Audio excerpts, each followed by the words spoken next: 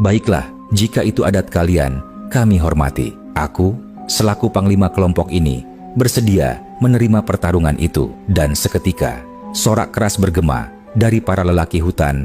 Kepala suku tersenyum lebar. Bagus, katanya. Kau akan bertemu dengan petarung terbaik kami. Dia tak pernah kalah selama hidupnya. Para prajurit Dayak menatap satu sama lain. Dan di ujung pemukiman terdengar suara gong kuno, tanda bahwa upacara duel sakral akan segera dimulai.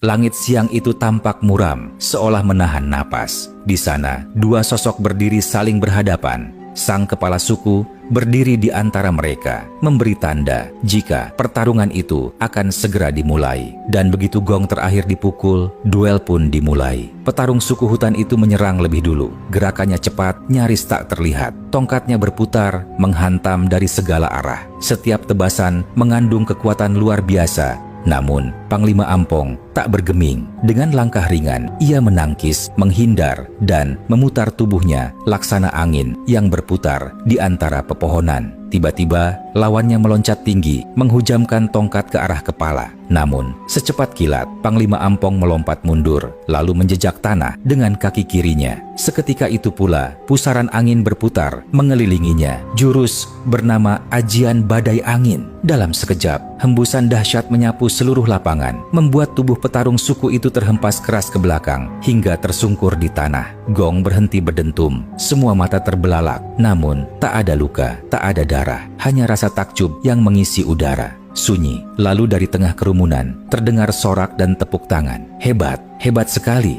seru para warga suku hutan. Petarung yang kalah itu tersenyum, bangkit, lalu menunduk hormat kepada Panglima Ampong. Aku kalah, namun aku bangga bisa bertarung denganmu, orang dari tanah seberang, katanya dengan nada hormat. Panglima menepuk bahunya lembut. Tidak ada kalah dan menang di antara kita, ucap Panglima Ampong. Kemudian, sang kepala suku pun menghampiri Panglima Ampong, mengucapkan selamat sekaligus memberi pesan kepada Panglima. Jika kau tiba di tempat di mana bunga putih bernama kembang Jayakusuma tumbuh, janganlah kau ambil bunga itu, sebab di sana bersemayam seorang petapa sakti, penjaga bunga suci dan seluruh rahasia tanah Banten. Siapapun yang mengambil bunga itu tanpa izin akan berhadapan langsung dengan murka alam. Mendengar peringatan itu, Panglima Ampong terdiam, lalu menunduk dalam-dalam. Aku berterima kasih atas peringatanmu, kepala suku, katanya dengan nada penuh hormat. Sore pun menjelang, langit memerah di atas pucuk-pucuk pohon. Panglima Ampong dan para prajuritnya berpamitan dengan para warga suku hutan. Mereka meninggalkan pemukiman itu dengan hati yang campur aduk antara hormat, rasa kagum, dan firasat akan bahaya besar yang menanti. Langkah mereka kini mengarah ke barat, ke jantung hutan Baduy, tempat bunga abadi itu tumbuh dan rahasia suci tersimpan. Namun dalam hati Panglima Ampong, suara sang kepala suku masih terngiang. Dan di kejauhan, samar-samar terdengar suara jenderang halus, seolah hutan telah menyambut kedatangan para tamu baru yang akan diuji oleh kekuatan alam dan takdir.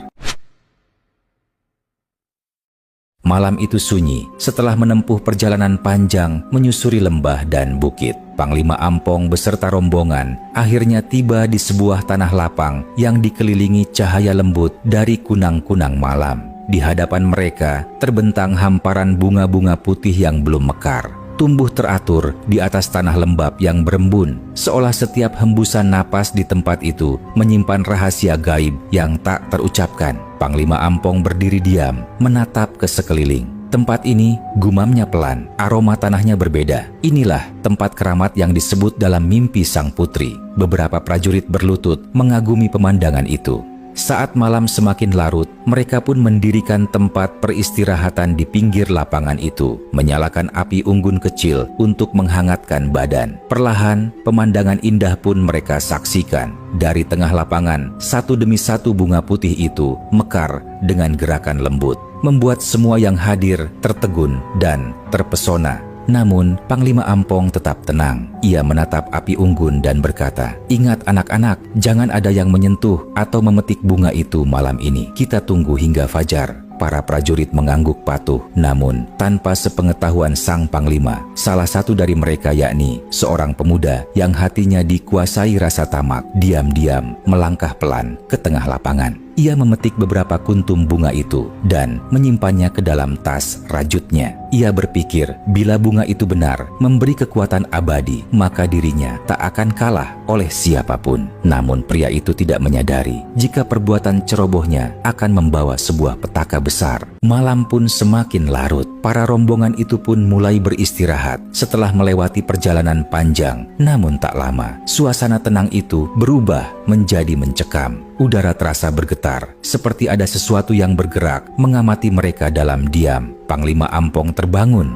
Ia merasakan hawa aneh. Bangun semuanya. Sepertinya ada sesuatu yang mengintai kita dari kegelapan. Tetap waspada, serunya lirih namun tegas. Dengan tubuh yang lelah, para prajurit Dayak pun segera berdiri siaga. Mata mereka menatap ke segala arah. Namun, sebelum sempat mereka bergerak lebih jauh, cahaya terang memancar membutakan pandangan mereka. Dan dalam sekejap, suasana gelap malam itu kini berubah menjadi siang hari yang terang benderang. Semuanya terperanjat. "Panglima, ada apa ini? Apakah ini sihir?" tanya seorang prajurit dengan wajah ketakutan. "Jangan panik dan tetaplah berada di dekatku," sahut Panglima Ampong sambil menggenggam mandau pusakanya. Kemudian, Panglima Ampong segera